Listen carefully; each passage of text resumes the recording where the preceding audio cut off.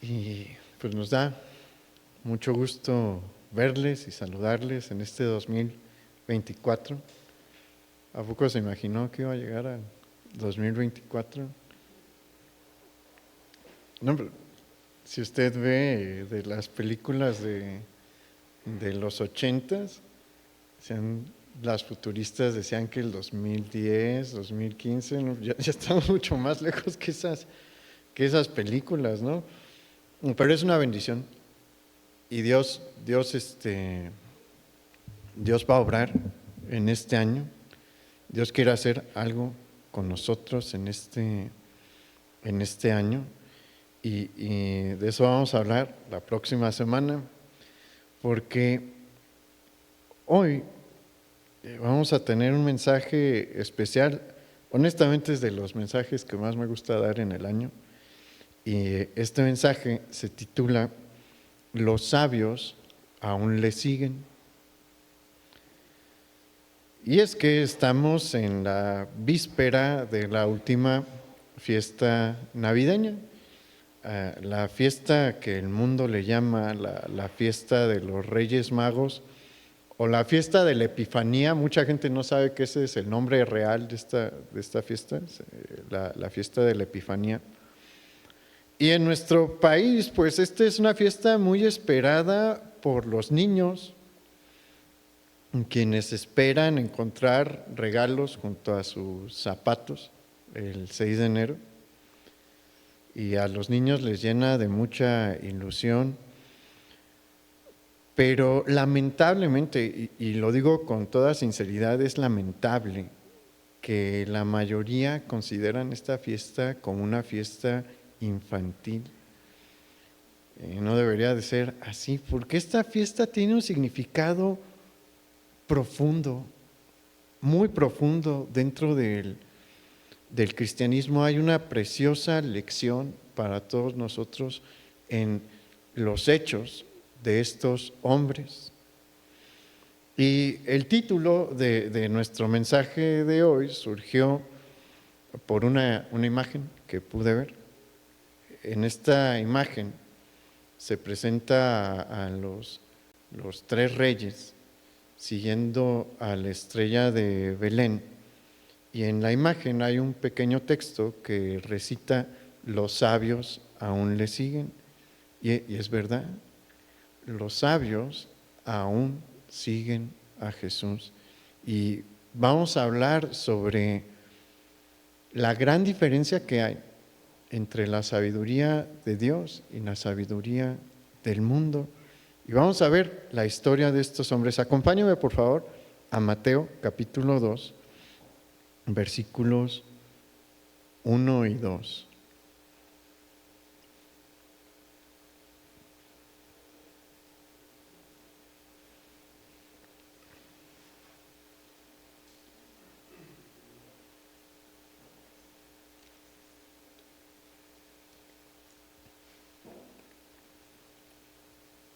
¿Ya está ahí?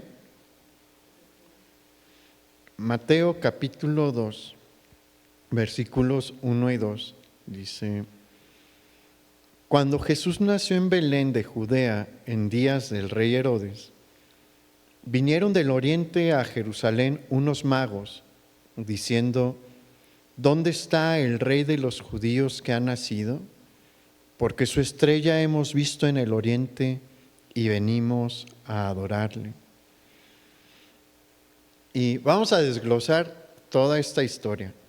Y en el versículo 1 encontramos el primer detalle que debemos de abordar dentro de nuestro mensaje. El texto que acabamos, que le acabo de leer, es de la traducción Reina Valera 1960, me parece, o 65, no me acuerdo qué año es. Y la palabra magos es una muy buena traducción, es una increíble traducción, súper certera, pero en nuestro contexto actual esta palabra genera algo de confusión, pero su significado, bueno, la palabra original es M-A-G-I, la palabra griega que se utilizó allí es M-A-G-I, magi, y por eso le digo que la traducción a magos es la mejor palabra que se pudo usar, la más literal, pero no se refiere de ninguna manera a una persona que se dedica a la práctica de las artes mágicas y oscuras, no tiene nada que ver con eso. Esta palabra refería a un grupo social del imperio, en ese tiempo era el imperio parto, y este grupo social tenía una misión específica, dedicaban su vida a actividades muy específicas, no hacían nada más, pero tenían una misión muy importante este grupo de los Magi. Ellos eran los guardianes del conocimiento, eran los guardianes de la ciencia y eran los guardianes de la historia. Ellos eran los encargados de proteger el conocimiento que se había adquirido en esta región, que era un conocimiento sumamente vasto, porque en este tiempo el imperio parto abarcaba también las regiones de Persia, de lo que fue Persia y lo que fue Babilonia. Y pues esa es la cuna de la civilización, muchísimos avances se dieron ahí. Y estos hombres se encargaban de proteger este conocimiento, como, bueno, probablemente eran los escribas de ese tiempo los que hacían las copias de los libros, de los antiguos pergaminos, de las antiguas tabletas, y también enseñaban el conocimiento que estaba en estos pergaminos, ¿no? Y en estas tabletas. Pero otras traducciones, en lugar de traducir con la palabra magos, utilizan la palabra sabios. Ninguna usa la palabra reyes. Eso es algo una tradición que se desarrolló con el tiempo, con el paso de los siglos, pero utilizar la palabra sabios también es una traducción acertada, es una palabra acertada para traducir esta palabra magi. Y aquí es donde nosotros nos vamos a plantear nuestra primer pregunta: ¿qué significa ser sabio? Y vamos a notar que ser sabio de acuerdo al mundo es algo muy distinto a ser sabio de acuerdo a lo que señala Dios, a lo que señalan las Escrituras.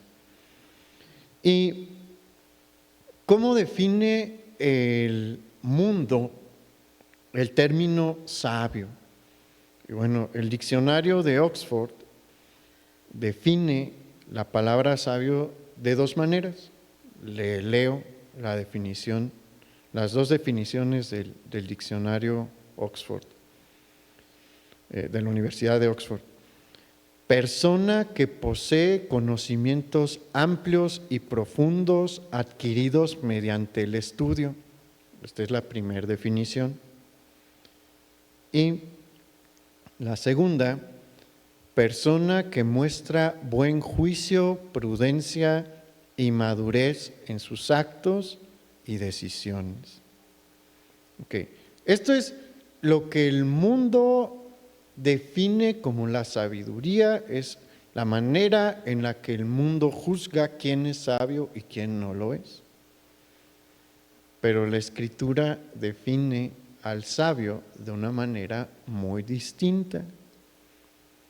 Ante los ojos de la Escritura, ¿cómo definiríamos a alguien sabio o cómo describiríamos que es alguien sabio? Bueno, el sabio, ante los ojos de la Escritura, es aquel que mediante la observación, la experiencia y la reflexión llega a conocer a los hombres y sobre todo a Dios, implicando así también la reverencia hacia el Señor y la obediencia a sus mandamientos.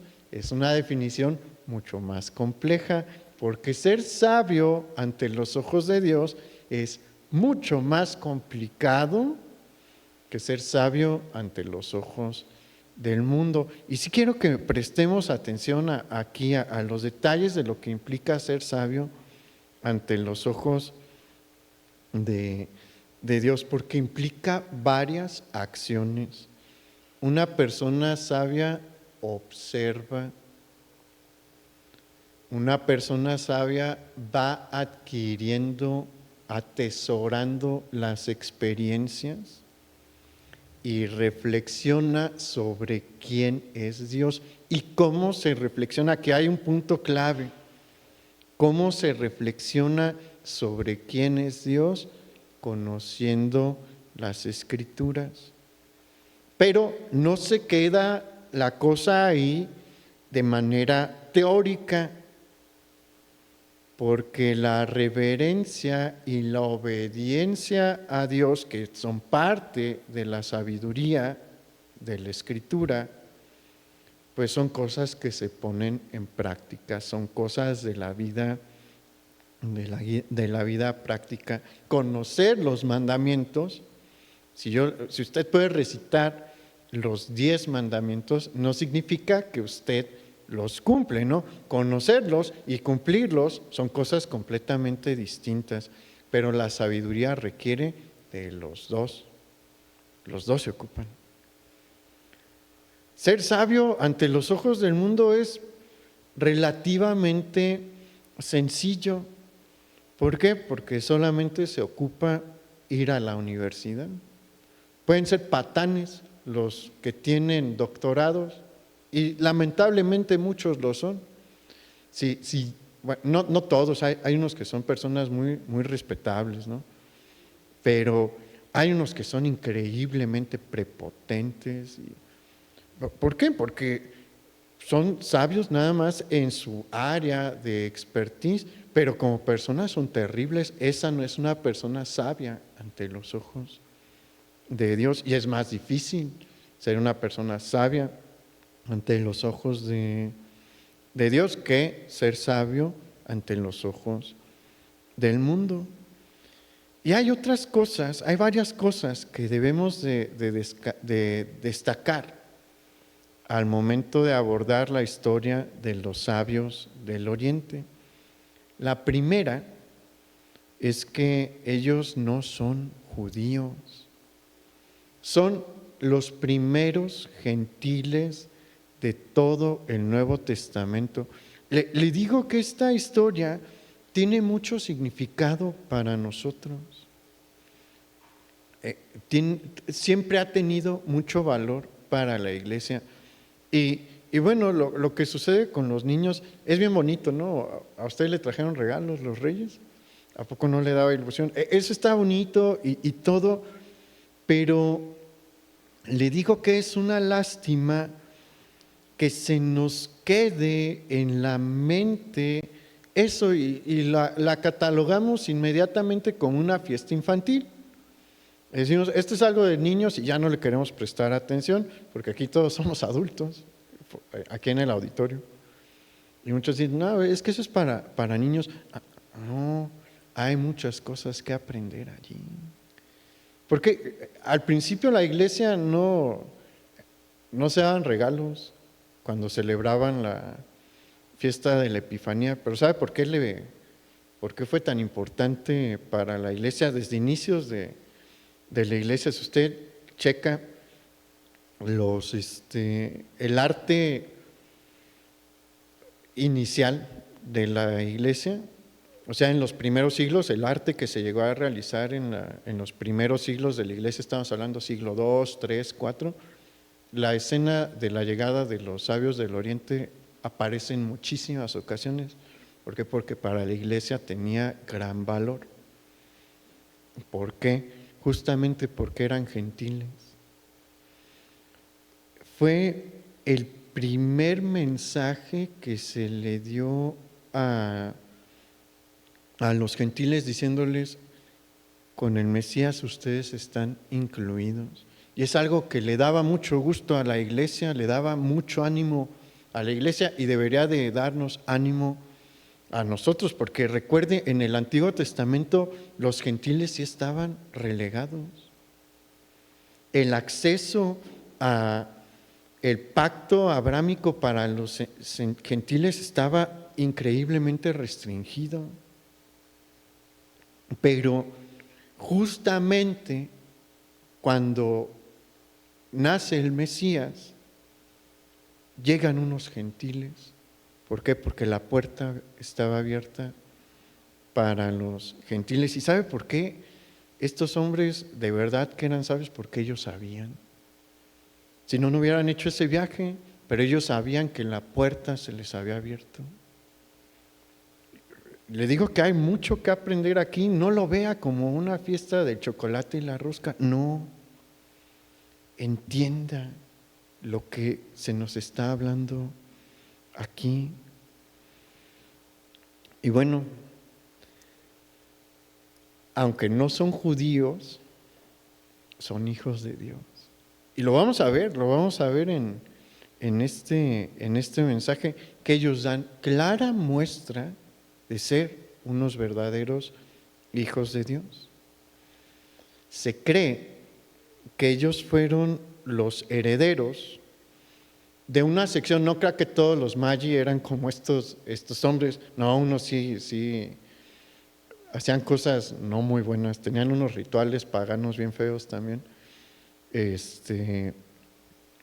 Pero se cree que un grupo se separó del grupo principal, heredando y guardando las enseñanzas de Daniel, el profeta Daniel. Porque resulta que, ¿se acuerda cuando el sueño de la estatua que tiene Nabucodonosor?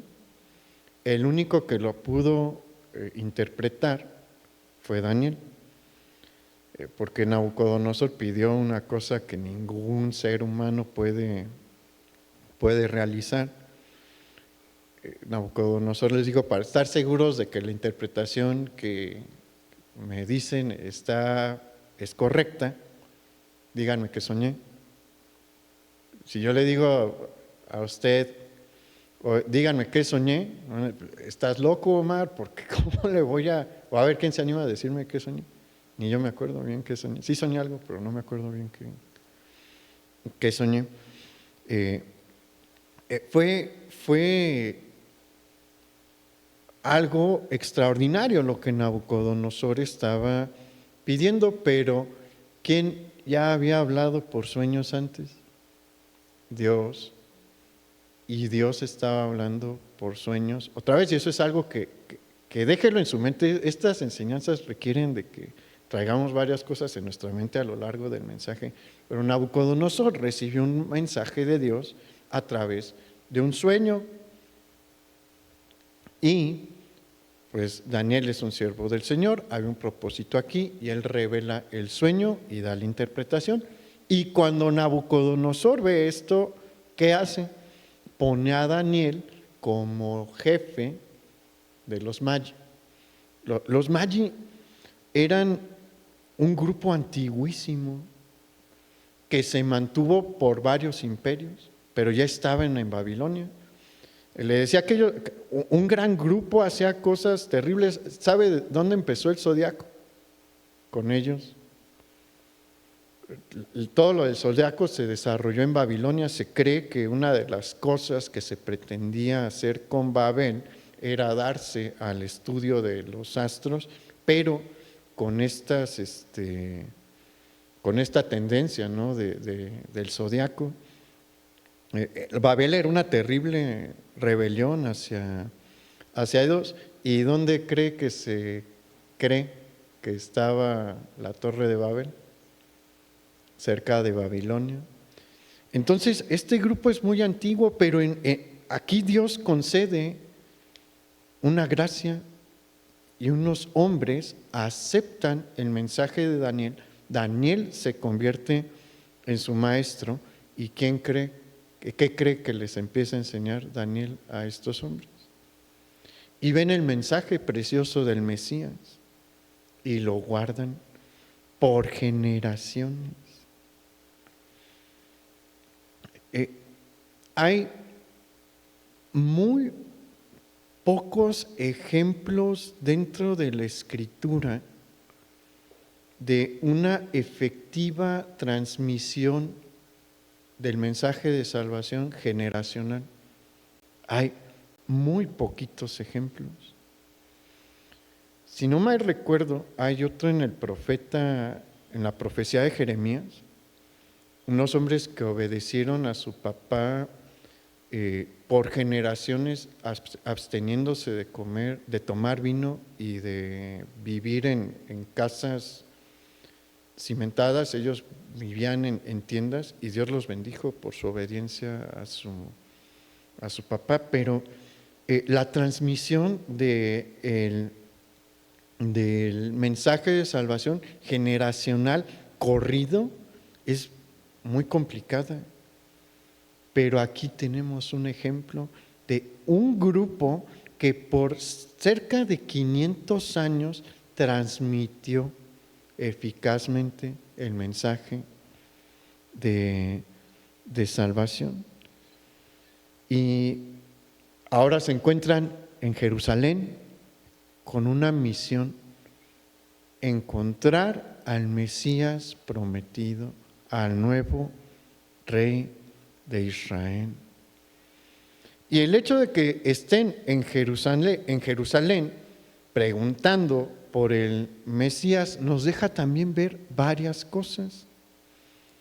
Relacionadas con la definición del hombre sabio de acuerdo a las Escrituras, porque fue por medio de la reflexión de las Escrituras que ellos conocieron al Dios de Israel, le dieron la reverencia que Él se merecía, porque el viaje que ellos realizaron y los presentes que ellos traían era una señal de reverencia. Mire, eso es algo que también a mí me cuesta mucho trabajo, honestamente me cuesta mucho trabajo el sector del cristianismo que le ha perdido reverencia a Dios. Eso es algo muy particular, pero sí me cuesta mucho trabajo a mí, porque nuestro Dios es un Dios sublime, es el Dios todopoderoso. No le podemos hablar de una manera irreverente. ¿Usted cree que los ángeles le hablan de tú? No. ¿Por qué? Porque ellos lo ven y saben quién es. Con el Señor Jesús tenemos una cercanía. Generalmente a Jesús sí le hablamos de tú. Bueno, no estoy diciendo que hablarle de tú esté mal, porque al Padre también le podemos hablar de tú. No ocupa hablarle de usted, pero hay maneras de hablarle de tú a alguien con reverencia, ¿cierto o no? A mis papás yo les hablo de tú, pero no como si fueran mis amigos de la prepa o de la universidad, ¿verdad? ¿Por qué? Porque el Señor demanda que los hijos muestren una reverencia hacia los padres. Entonces, el Señor se merece y demanda, es que eso es algo que muchos no entienden. Dios demanda un respeto reverente por parte de nosotros hacia Él. ¿Usted cree que todos los rituales que se hacían en el tabernáculo y después en el templo tenían eran hechos por casualidad, no, era para enseñarle a la congregación que había que tener reverencia hacia Dios. Aquí, bueno, los actos de reverencia son muy personales. Hay ocasiones en que congregacionalmente sí se postraban todos delante de Dios, pero postrarse a Dios es algo muy personal. Háganlo cuando tengan la oportunidad, porque está delante de Dios. Dios se lo merece. Y como le decía, bueno, antes de eso, para cerrar esto, hay gente pastores y líderes que se dirigen hacia el Señor Jesús, hacia el Espíritu Santo y hacia el Padre de una manera que a mí me impacta, usando términos vulgares, no populares, vulgares, verdaderamente vulgares, hablándole como si Él estuviera a su servicio. El Espíritu Santo no es siervo de nadie como para que uno le diga, ven y haz esto. Él es ¿qué? Señor. Y debemos de tratarlo como Señor. Más adelante, no en este mensaje, valdría la pena meternos en el contexto de lo que implica esta palabra de Señor y lo que implica la palabra del rey, o sea, lo que era un rey, porque nos ayuda a entender lo que Dios espera de nosotros.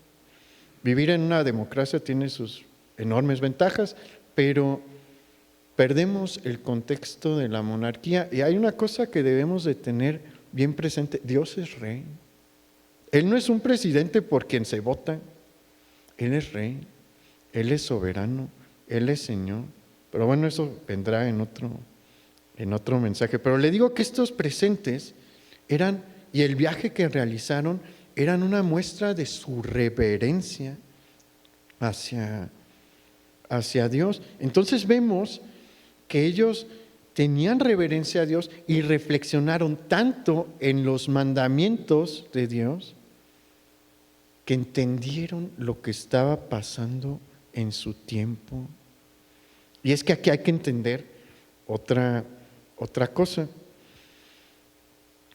La única manera en la que nosotros podemos obedecer los mandamientos del Dios de Israel, que es nuestro Dios, es a través de las Escrituras, específicamente de la ley de Moisés. No hay otra forma, no hay otra manera de conocer los mandamientos y los preceptos establecidos por el Dios de la Biblia, sino es a través del estudio de la ley de Moisés. Acuérdese que la ley de Moisés se constituye por 5 libros. Y en la ley de Moisés, pues hay distintos tipos de texto. No crea, a veces uno escucha la ley de Moisés y, por ejemplo, si yo le dijera el término de la ley de Moisés a mis amigos de la licenciatura en Derecho, pensarían, pues debe ser un código, ¿quién quiere leer? Bueno, a casi nadie le gusta leer los códigos, ¿no? Nos los tenemos que aprender de memoria ahí en la facultad.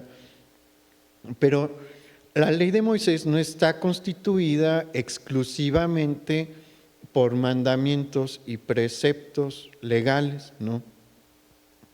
En la ley de Moisés nosotros encontramos, pues, historia como tal, o sea, eventos históricos registrados.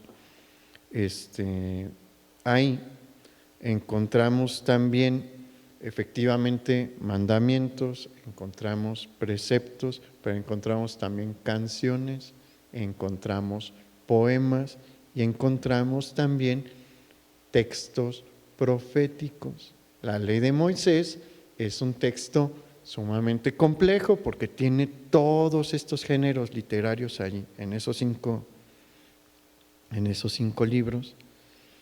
Y seguramente el profeta Daniel le facilitó una copia de la ley de Moisés a sus discípulos entre los sabios de Babilonia. ¿Y qué cree que se pusieron a hacer?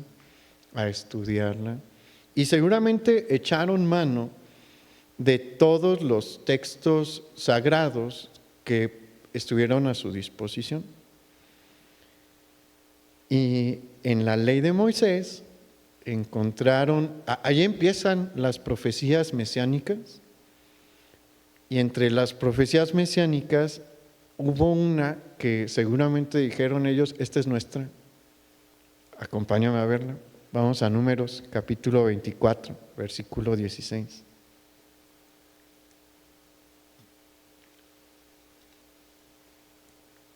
Esta es una de las grandes profecías mesiánicas, pero que probablemente muchos israelitas no le prestaron mucha atención. Mire, Dios tiene el control de todas las cosas y su plan tiene un alcance sorprendente, porque esta profecía, haga de cuenta que fue hecha como anillo al dedo para estos hombres, como anillo al dedo. Ahorita le voy a explicar. Números 24, versículo 16 y 17, vamos a leer. Dijo el que oyó los dichos de Jehová y el que sabe la ciencia del Altísimo, el que vio la visión del Omnipotente, caído pero abiertos los ojos, lo veré, mas no ahora, lo miraré, mas no de cerca, saldrá estrella de Jacob y se levantará cetro de Israel. Aquí hay 2 elementos importantes que tenemos que analizar dentro de la profecía. La palabra cetro implica el establecimiento de la monarquía y el nacimiento de un rey. Y la estrella que ha de salir, la estrella de Jacob que ha de salir, refiere a la aparición de una estrella que funciona como heraldo del rey de Israel que se levantó. Los sabios del Oriente sabían perfectamente que la casa de David había caído, porque acuérdese que Daniel pues fue a Babilonia en cautivo y él era de la línea real de Judá, él era de la nobleza de Judá. Entonces para ellos era claro y evidente que la línea de David había caído del trono, pero sabían que se iba a levantar un nuevo rey, que el Mesías era el rey de Israel y que iba a ser anunciado su nacimiento por la aparición de la estrella de Jacob. ¿Por qué esta profecía era como un anillo en el dedo de ellos? Porque entre sus muchas labores, entre el mucho conocimiento que ellos tenían que guardar, era el conocimiento del movimiento de los astros. ¿Se acuerda que platicamos que todo lo del zodiaco empieza allí en Babilonia, con los sumerios antes y después los babilonios?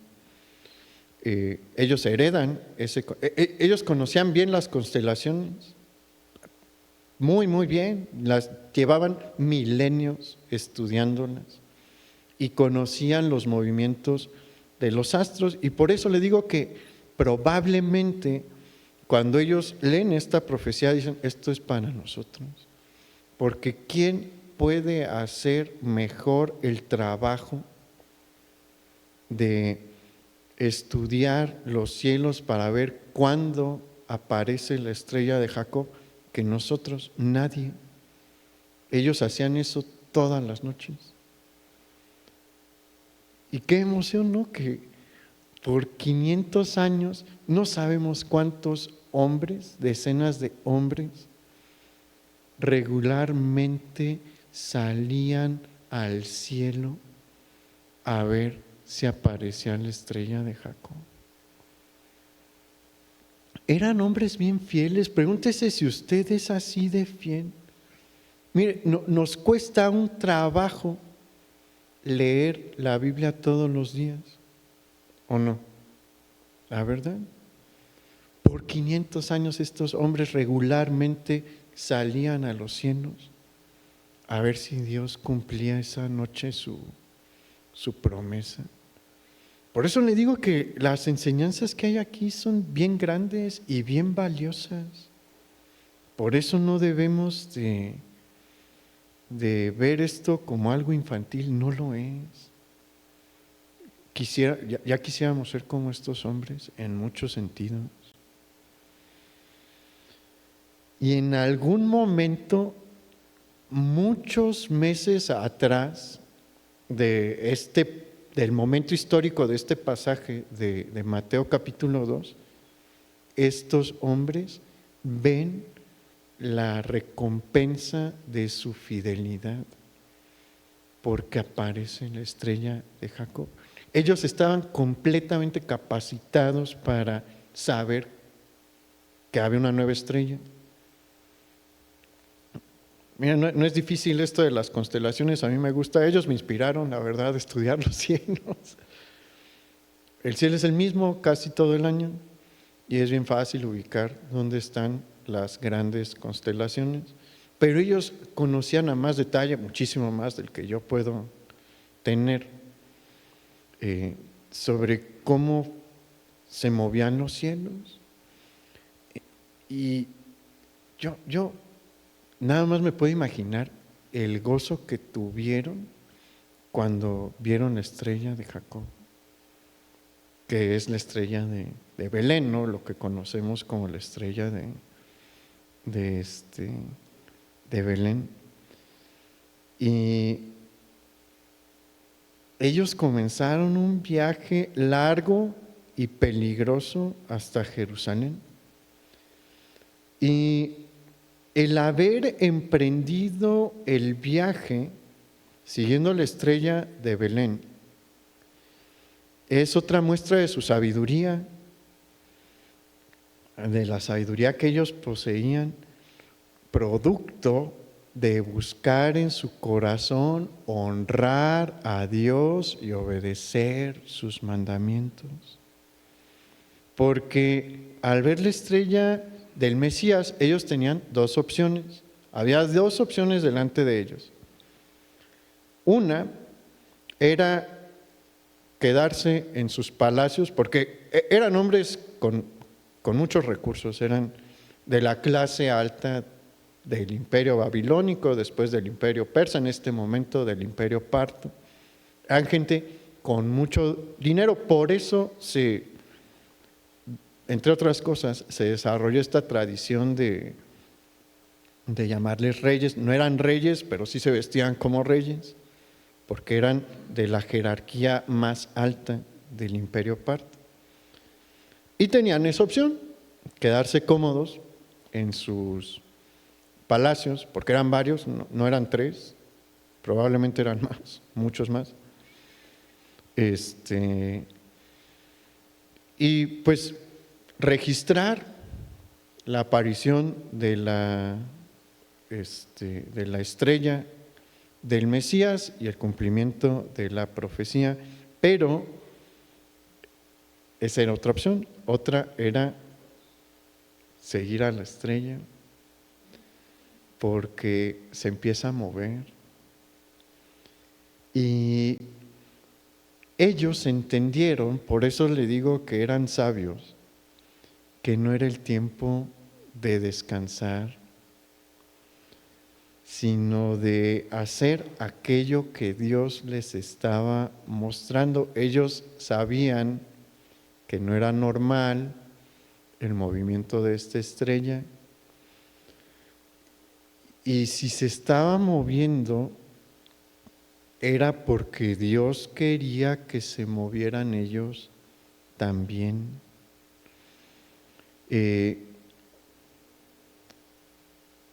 Aquí es donde hay un mensaje para nosotros de inicio de año, porque yo le aseguro que Dios quiere hacer algo con usted en este año. Probablemente, si no sabe todavía qué es porque no le ha preguntado. Pero si le pregunta lo suficiente, Él le va a mostrar. ¿Por qué le digo lo suficiente? Porque se requiere de perseverancia. Si usted va hoy a la presencia del Señor y le dice al Señor, muéstrame, como cantábamos, muéstrame tu senda hoy. Porque, mire, Dios mueve las cosas desde la alabanza.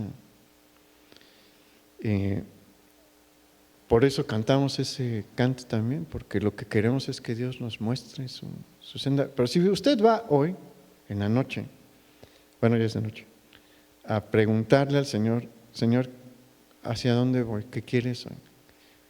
Es altamente probable que no le diga hoy. A menos de que sea algo muy urgente, ¿no? Pero es probable que no le diga hoy. ¿Qué tiene que hacer? Ir mañana. Y si no le dice mañana, al día siguiente. Y así, hasta que le diga. ¿Cuántos años quedamos que estos hombres estuvieron buscando la aparición de la estrella de Jacob? 500. Aguante 2, 3 meses. Pero Dios le quiere mostrar algo quiere hacer con usted. Y cuando se lo muestre, va a hacer algo que lo va a sacar de su comodidad, como a ellos, y va a estar en la misma condición que estos hombres. Las mismas dos opciones delante de usted. O se mueve o se queda cómodo. Y si se queda cómodo, pues esa va a ser su recompensa, sentirse a gusto. Pero ellos entendieron que no era tiempo de sentirse a gusto, no era tiempo de estar tranquilos, era tiempo de moverse, porque es una oportunidad única en la vida. Y lo que Dios quiere hacer con usted este año es algo único en la vida, porque el 2024 no va a regresar. El 2023 ya pasó, se quedó atrás, no va a volver. Lo que Dios quiso hacer conmigo el año pasado fue el año pasado. Este año quiere hacer algo distinto conmigo y con usted. Y si usted da los pasos que Dios quiere que dé, va a recibir una recompensa como ellos la recibieron. Pero hay que trabajar, hay que esforzarse. Pero entienda esto, las oportunidades que Dios da, las temporales no vuelven. ¿Por qué? Porque el próximo año, aunque no nos gusta escucharlo ni decirlo, pero es totalmente real, el próximo año va a estar más viejo que este año. La realidad. Sus fuerzas van a ser distintas. Entonces, lo que puede hacer este año es único, es exclusivo para este año. No va a volver. Aprovechen la oportunidad que Dios le da este año. Ellos entendieron que si obedecían, iban a ver algo que los profetas que ellos conocían querían ver. Y por eso se movió. Es que esa es la sabiduría, entender los tiempos en los que vivimos. Por eso no lo pensaron, porque ellos sabían que ellos iban a ver al que Dios le permitió ver a Moisés, porque Moisés dijo de parte de Dios: profeta como yo les levantará Jehová, a él oíd. Y entendía. ¿Usted cree que Moisés no quería verlo? Probablemente era de sus grandes anhelos ver al profeta, porque Moisés sabía de qué profetas estaba hablando cuando Dios se lo permite ver. Ellos iban a ver a quien Moisés quiso ver. Ellos iban a ver a quien Isaías quiso ver, a quien Ezequiel quiso ver, a quien Jeremías quiso ver, que eran profetas con los que probablemente ellos estaban familiarizados, y era aquel de quien su maestro Daniel escribió y a quien seguramente Daniel quiso ver.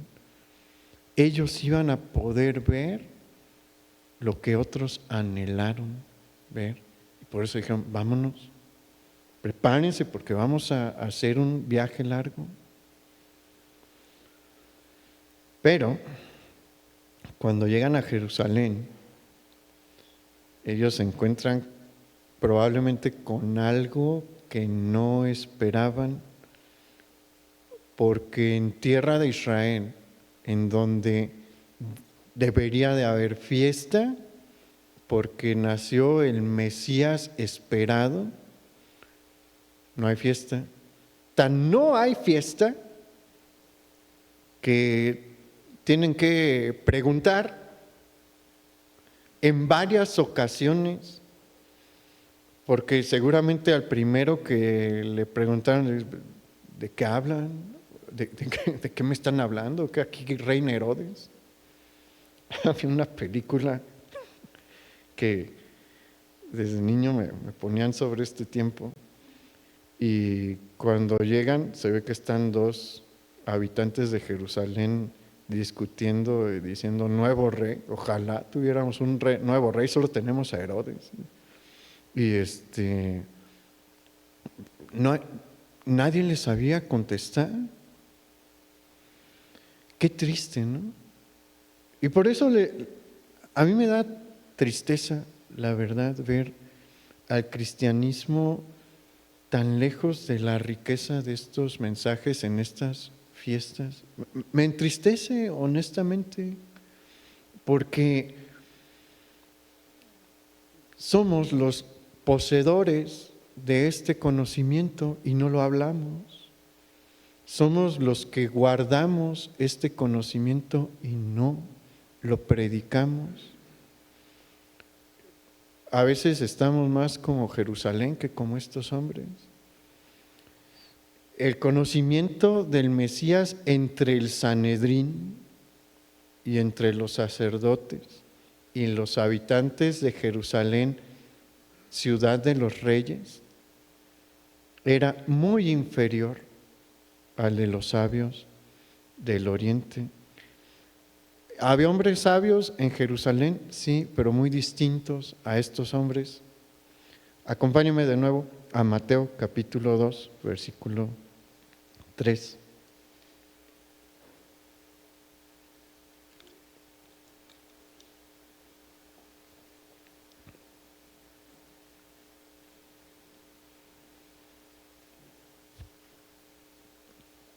Mateo 2, versículo 3 dice: oyendo esto, el rey Herodes se turbó y toda Jerusalén con él. Y convocados todos los principales sacerdotes y los escribas del pueblo, les preguntó dónde había de nacer el Cristo. Ellos le dijeron: en Belén de Judea, porque así está escrito por el profeta. Y tú, Belén, de la tierra de Judá, ¿no eres la más pequeña entre los príncipes de Judá? porque de ti saldrá un guiador que apacentará a mi pueblo Israel. Herodes mandó llamar a los sacerdotes y a los escribas, y ellos eran sabios, pero más sabios de acuerdo al mundo que de acuerdo a Dios, por varias cosas. Ahorita vamos a ver cuáles son estas causas. Mire, ellos conocían de memoria varios libros del Antiguo Testamento, se los podían recitar. Era una práctica común, se sabían generalmente uno o dos. Ellos eran los únicos autorizados, los sacerdotes y los escribas, para hacer las copias de los libros de la ley y de los demás libros del Antiguo Testamento. Cada vez que un libro se desgastaba, porque pues eran hechos en piel y con el calor y la humedad y demás se van desgastando, solamente ellos, a los que llamó Herodes, eran los capacitados y autorizados para hacer las copias. ¿Qué significaba esto? Que conocían bien la ley y conocían bien a los profetas. Por eso cuando Herodes les pregunta dónde, probablemente ni siquiera estaban esperando el nacimiento del Mesías. Ellos lo que estaban esperando era a un Mesías que llegaba ya en caballo para iniciar la revuelta contra Herodes y después contra el César. Pero tan lejos estaban del conocimiento del Mesías que no estaban esperando su nacimiento cuando los profetas hablaron bastante sobre esto. Bueno, no muchísimo, pero hay varias menciones sobre el nacimiento del Mesías, y le preguntan, ¿y dónde? Pues en Belén, esto es lo que dice Miqueas. Pero en ellos podemos ver que la pura teoría, sin un corazón para llevarla a la práctica, mata. Los sabios del Oriente tenían muchísima teoría, muchísima, porque como le digo, no se toparon con la profecía de la estrella de Jacob, pues porque abrieron un libro y encontraron ahí y dijeron, esto es nuestro. No, estudiaban la escritura, estudiaban los textos de los profetas y los conocían bien, pero como le dije, no tuvieron probablemente acceso a todos. Pero a diferencia del Sanedrín y de los sacerdotes y de los escribas, ellos sí tenían bien presente que el Mesías iba a nacer como un niño y que desde ese punto Dios iba a manifestar su gloria y su poder. De una manera que obviamente ellos los hijos de Israel no estaban esperando, pero ellos lo entendían. Los sabios del Oriente tenían un mejor entendimiento de esto. El corazón del Sanedrín y de los sacerdotes y de los escribas está tan duro que a pesar de que llega una caravana, porque le digo que no eran tres, la tradición de que eran tres probablemente se desarrolló porque pues trajeron tres presentes, y pues en los dibujos, bueno, el arte, las pinturas del arte de la iglesia del siglo II, III y IV, pues no iban a poner un montón, ¿no? Ponían tres también por cuestiones prácticas, y ahí fue que se empezó a desarrollar la tradición. Pero muy probablemente era un grupo de varios hombres, mínimo tres, pero muy probablemente eran más, que venían con siervos, o sea, no crea que venían solitos. Venían con siervos, venían en una caravana, porque le digo, ellos vivían prácticamente como reyes. Y sí, dejaron muchas comodidades, pero no todas. Entonces, llega una caravana con un montón de camellos y con un montón de personas del imperio parto que se ven como reyes y que están preguntando sobre el Mesías, y no vemos a nadie del Sanedrín acercarse para preguntar más. No vemos a nadie de ellos decirles, yo quiero ir. La sabiduría del mundo lleva a una dirección completamente distinta a la que lleva la sabiduría de Dios. Lleva por caminos diferentes y lleva a destinos opuestos.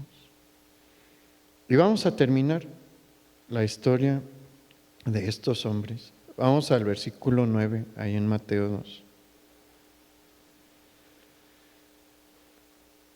Ellos, habiendo oído al rey, se fueron, y he aquí la estrella que habían visto en el oriente iba delante de ellos, hasta que llegando se detuvo sobre donde estaba el niño, y al ver la estrella se regocijaron con muy grande gozo. Y aquí, mire, lamentablemente no tengo el tiempo para hablarle de todos los detalles que hay aquí, de todas las cosas maravillosas que hay en este mensaje. La estrella de Belén no era una estrella normal. En los eventos del nacimiento de Jesús, hasta este punto, porque esto sucedió después del nacimiento, sucedieron cosas increíbles. Ni encuentro la palabra precisa para describirlo, no, la siento, pero no se lo puedo expresar con palabras, pero espero podérselo transmitir. La Shekinah era la manifestación de la gloria de Dios, así se le llamaba. Y la Shekinah apareció en algunas ocasiones en el templo de Jerusalén. Se manifestó e hizo resplandecer el templo de Jerusalén de Salomón en varias ocasiones. La Shekinah se levantó de Jerusalén cuando Ezequiel da su profecía, jamás volvió a estar en Jerusalén. ¿Se acuerda cuando cantaron, antes de que canten a los ángeles, cuando Gabriel da primeramente la noticia a los pastores, que dice que la gloria de Dios resplandeció en el cielo de Belén? Era la Shekinah de Dios. Por casi 5 siglos la Shekinah no se había manifestado y se vuelve a manifestar en ese momento, y se cree que la estrella de Belén era una manifestación también, perdón, una manifestación de la Shekinah.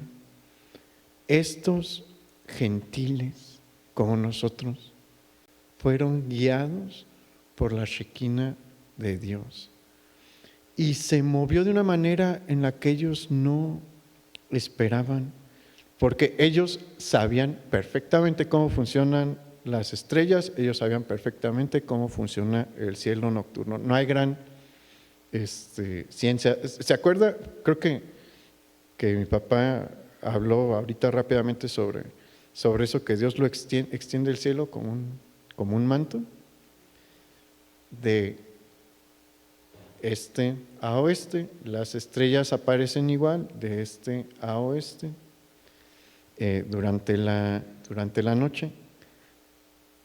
¿Sabe hacia dónde está Belén de Jerusalén? Hacia el sur. Entonces la estrella se mueve de la manera más sobrenatural posible, porque se empieza a mover de norte a sur hasta Belén, y se manifiesta en el lugar donde Jesús está.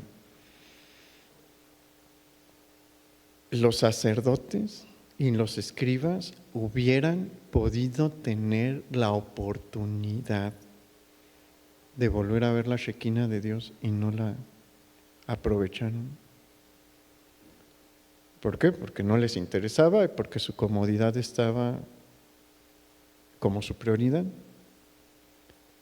Ve de lo que se puede perder si no se pone a hacer lo que Dios le quiere para usted este año. Y vamos a terminar, vamos al versículo 11. Y al entrar en la casa, vieron al niño con su madre María, y postrándose lo adoraron, y abriendo sus tesoros le ofrecieron presentes, oro, incienso y mirra. Y aquí hay otra señal de su sabiduría, porque nada en la Escritura es casual. Estos presentes no se eligieron por casualidad. En su corazón, con el regalo que traían, querían expresar algo de lo que ellos sabían que representaba este bebé que iban a ver. Y por eso uno lleva oro, porque el oro era para el Rey de Reyes.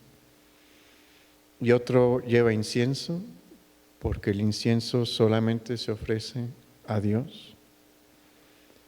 Y uno lleva mirra, porque sabían que iba a morir.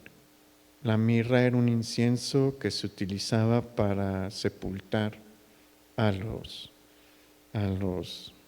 muertos. Nadie en su sano juicio el día de hoy, cuando nace un niño, le lleva a los papás una corona de esas del cementerio. De cuenta que esto era lo que ellos estaban haciendo. No igual, ¿verdad? Porque la mirra era muy, muy, muy, muy cara. Era algo muy valioso, era un incienso muy valioso, pero no lo escogieron porque sí. Ellos sabían que ese niño iba a morir por ellos. Y versículo 2. Pero siendo avisados por revelación en sueños que no volviesen a Herodes, regresaron a su tierra por otro camino. Aquí es otra muestra de que ellos eran hijos de Dios,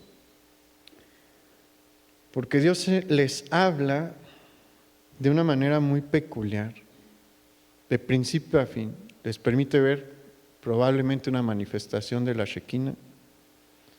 La Shekinah les guía hasta donde está Jesús, y después les habla por sueños.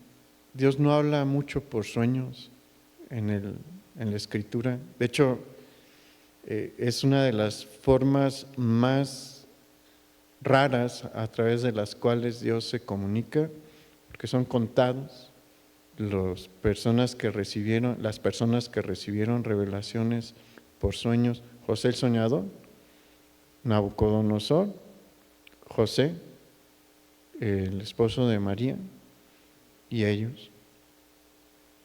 Y les dice, es un riesgo que vayan con Herodes de nuevo, vayan por otro camino.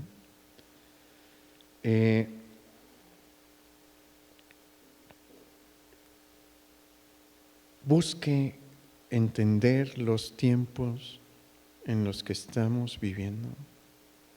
Busque entender el tiempo de Dios para su vida y tome la oportunidad que Dios le da en este año. Si lo hace, va a ver su gloria. ¿Cómo? Solo usted va a saber. No se le va a manifestar la Shekinah de Dios, no. Pero va a haber la mano de Dios en su vida, va a haber la manifestación de Dios en su vida y va a poder decir, esta fue la mano de Dios que me llevó a hacer esto, que me sacó de esto. Entonces, ¿a poco no es un mensaje que vale la pena escuchar cada año? Y cada año es distinto. ¿Por qué? Porque hay sabiduría de Dios aquí para nosotros. Entonces, alégrese en lo que Dios le está diciendo hoy. Y pues sí, coma rosca y coma chocolate, pero tome chocolate, perdón. Pero cuando lo haga, piense en esto. Todas estas cosas son recordatorios que nos ayudan a enfocarnos en cosas que Dios nos está hablando a través del año. Esta es una cosa con la que Dios comienza a hablarnos en el año. Préstenle atención, como ellos, y va a ver que su año puede ser muy distinto a como fue el anterior. Vamos a orar. Padre, gracias, porque nos das una oportunidad más. Nos has permitido ver este 2024 porque quieres hacer todavía algo.